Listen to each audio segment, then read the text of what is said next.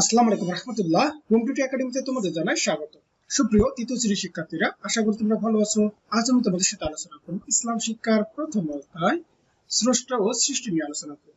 তোমাদেরকে বলতে চাই, তোমরা যদি আমার চ্যানেল নতুন হয়ে থাকো এবং এই ইসলাম শিক্ষা বই ধারাবাহিক ভিডিওগুলো পেতে চাও, অবশ্যই তোমরা আমার চ্যানেলটিকে সাবস্ক্রাইব করে রাখবা। তাহলে আজকে আমাদের মূল আলোচনা বিষয় মূলত হচ্ছে সালাতের গুরুত্ব নিয়ে মূলত আলোচনা করব। আর তোমরা যদি আমার আগের ভিডিওগুলো দেখতে চাও, আমি ডিসক্রিপশনে লিংক দিয়ে দেবো, তুমি সেখান থেকে দেখতে পারো। এখানে কি বলতেছে যে নিচের চিত্রটি দেখি যে চিত্রে ছেলে ও মেয়েটি কি করছে, তার নিশ্চয়ই তারা তাদের সালাত আদায় করতেছে। এবং কোন দিকে সালাত আদায় করতে হবে, সব দিকে সবসময় আমাকে কিবলার দিকে মুখ করে কি করতে হবে, আমাকে সালাত আদায় করতে হবে। তাহলে এটা মূলত কি দেখানো হচ্ছে যে সালাতে কিভাবে আমরা দাঁড়াবো, তার মানে কি আমরা অবশ্যই কিবলার দিকে মুখ করে আমাকে সালাতের উদ্দেশ্যে কি করতে হবে, দাঁড়াতে হবে।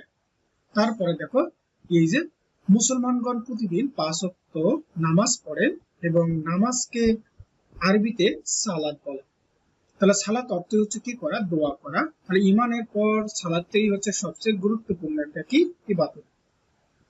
তাহলে সালাতের জন্য নির্দিষ্ট সময় ও নিয়ম রয়েছে। সালাত বছরে অর্থাৎ কি হয় যে 7 বছরের বেশি বয়সী সকল সুস্থ মুসলিম নন নারীর উপর সালাত কি হয়েছে, আদায় করা ফরজ। তাহলে প্রতিদিন নির্ধারিত সময়ে সালাত আদায় করতে হয় এবং সালাতে সানা ও কেরাত করতে হয়। তাহলে নির্দিষ্ট তাসবিহ পড়ে রুকু সিজদা এবং অন্যান্য কাজ করতে হয়। হ্যাঁ, আমরা কিন্তু এই কাজগুলোই সালাতের মাধ্যমে করে থাকি। যে কি করতে হবে, সালাত আদায় করার জন্য আমরা অবশ্যই নির্ধারিত সময় সালাত আদায় করব এবং সালাতে সানা বা কিরাত করতে হবে এবং নির্দিষ্ট কিছু তাসবিহ পড়ে রুকু বা সিজদা ইত্যাদির মাধ্যমে আমরা কি করতে পারি, এই সালাতটাকে সম্পূর্ণ করতে পারি। তাহলে মুসলমানদের জীবনে সালাতের গুরুত্ব কিন্তু অনেক। প্রতিদিন নির্দিষ্ট নিয়ম ও সময়ে সালাত আদায় করতে হয়। এতে আমরা শৃঙ্খলা ও নিয়মানুবর্তিতা শিখি এবং সালাতের আগে উযু করতে হয়, কারণ আমাদেরকে অবশ্যই পবিত্রতা অর্জন করতে হবে, যার মাধ্যমে আমরা পবিত্রতা অর্জন ও পরিষ্কার পরিচ্ছন্ন থাকি। তাহলে সালাত সর্বপ্রকার মন্দ কাজ থেকে কি রাখে, বিরত রাখে। পবিত্র কোরআনে মহান আল্লাহ তাআলা বলেন যে নিশ্চয়ই সালাত অশ্লীল ও মন্দ কাজ থেকে কি রাখবে, বিরত রাখবে। এটা হচ্ছে কোথা থেকে নেওয়া হয়েছে, সূরা আন কাবুত 45 নম্বর আয়াত থেকে। মহানবী সাল্লাল্লাহু আলাইহি সাল্লাম বলেছেন যে বলতো, যদি তোমাদের কারো বাড়ির সামনে একটি নদী থাকে আর সেই নদীতে কোনো ব্যক্তি যদি প্রতিদিন 5 বার গোসল করে, তাহলে কি তার দেহে কোনো প্রকার ময়লা থাকবে? সাহাবীগণ উত্তর বললেন যে তার দেহে কোনো ময়লা থাকবে না। রাসূল সাল্লাল্লাহু আলাইহি সাল্লাম বললেন যে এই হলো 5 ওয়াক্ত সালাতের উদাহরণ। এর বিনিময়ে আল্লাহ তাআলা নামাজি সব গুনাহ ক্ষমা করে দেন এবং সালাত আদায় করলে আখিরাতে আমরা জান্নাত লাভ করতে পারবো। তার মানে এই যে মহানবী সাল্লাল্লাহু আলাইহি সাল্লাম কি বললেন, যদি কোনো ব্যক্তি অর্থাৎ কোনো ব্যক্তি এই বাড়ির সামনে যদি একটা নদী থাকে এবং সে যদি প্রতিদিন 5 বার করে গোসল করে, যেমন তার শরীরে কোনো ময়লা বা অন্য কোনো কিছু লেগে থাকা সম্ভব না, ঠিক একই ভাবে আমরা মুসলমান যদি প্রতিদিন 5 ওয়াক্ত নামাজ আদায় করি, তাহলে আল্লাহ তাআলা আমাদের সমস্ত গুনাহকে মাফ করে দিবেন এবং আমাদেরকে জান্নাতুল ফিরদাউস দান করবেন। তাহলে আশা করি তোমরা এতটুকু বুঝতে পারছো। তোমরা অবশ্যই 5 ওয়াক্ত সালাত আদায় করার চেষ্টা করবা। এবার 5 ওয়াক্ত নামাজ কি, 5 ওয়াক্ত সালাতের নামগুলো কি কি, যে প্রতিদিন 5 বার সালাত আদায় করতে হয়, সেগুলোর নির্দিষ্ট ওয়াক্ত বা সময় রয়েছে। 5 ওয়াক্ত সালাতের নাম হলো, যেমন আমরা কি এই যে ফজর কখন পড়ি, এটা মূলত হচ্ছে ভোরের সালাত, অর্থাৎ একদম সকালবেলায় মূলত যে নামাজটা পড়া হয় সেটাকে আমরা ফজর বলি। তারপর যোহর হচ্ছে দুপুরের সালাত, আসর হচ্ছে আমরা বিকেলে যে সালাতটা আদায় করি, মাগরিব হচ্ছে সন্ধ্যার সালাত, এশা হচ্ছে কি রাতের সালাত। এই মোট 5 ওয়াক্ত আমরা সালাত আদায় করি। তাহলে এইবার উপরে নির্দিষ্ট কি সময় অনুসরণ করে আমরা নিয়মিত সালাত কি করব, অনুসরণ করব বা অনুশীলন করব। ওকে, তারপরে এবার কতে কি বলতেছে, যে বিষয়বস্তু পড়ি, অর্থাৎ শূন্য স্থানে সঠিক শব্দ বসাবো এবং কাজটি একা করব। তো দেখো এখানে বেশ কিছু শূন্য স্থান দেওয়া আছে। তো চলো আমরা এই শূন্য স্থানে সঠিক শব্দ বসে আমরা এই কাজটাকে এখন কি করব, সম্পূর্ণ করব।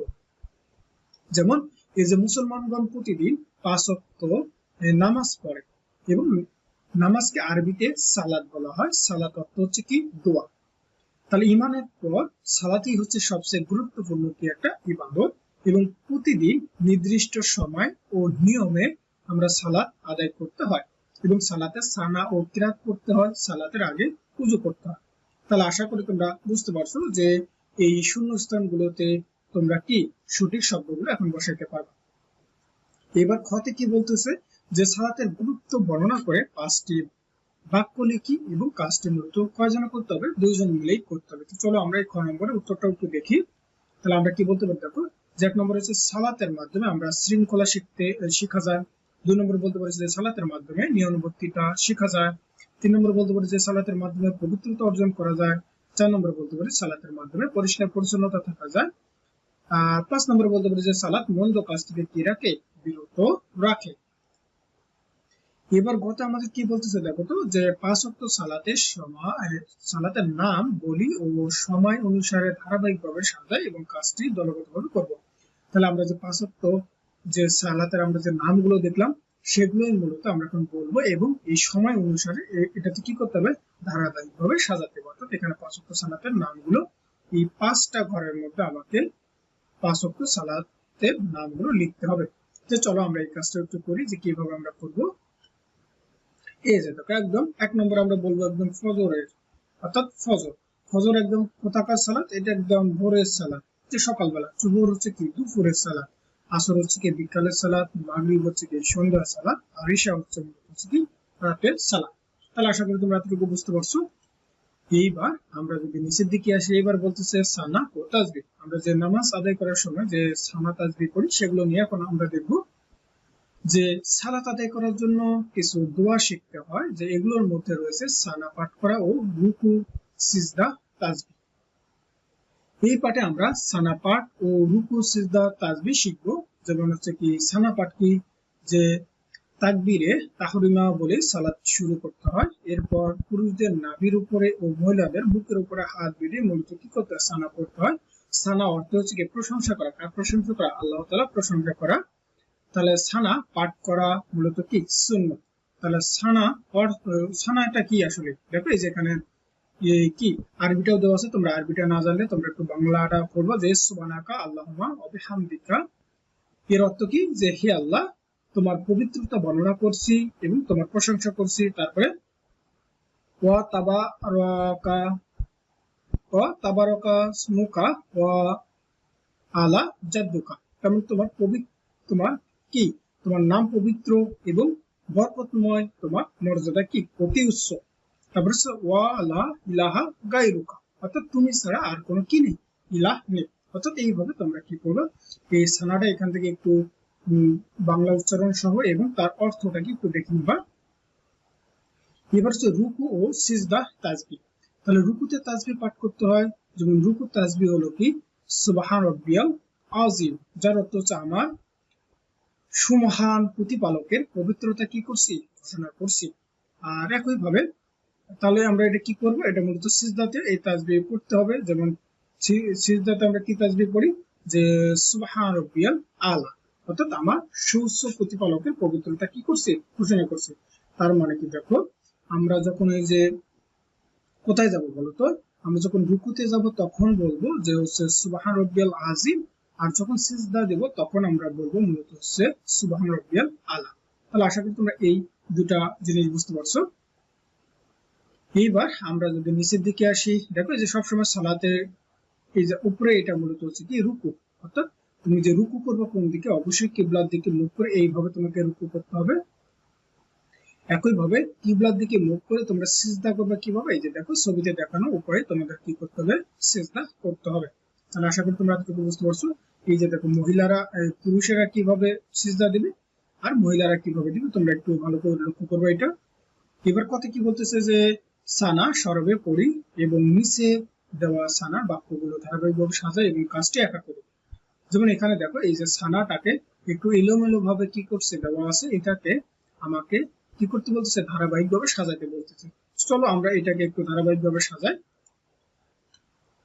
তাহলে আমরা দেখো এই যে সঠিক ও নির্ভুল ভাবে সানা পড়ার জন্য বাক্যগুলো ধারাবাহিকভাবে সাজিয়ে লিখবে এবং তোমাদের বোঝার সুবিধার্থে নিচে কাজটি পূরণ করে দেওয়া হলো। যেমন এই যে সুবহানাকা আল্লাহুম্মা ওয়া বিহামদিকা ওয়া তাবারাকা ইসমুকা ওয়া তাআলা জাদ্দুকা ওয়া লা ইলাহা গায়রুকা, অর্থাৎ এটাই মূলত হচ্ছে কি? সঠিক।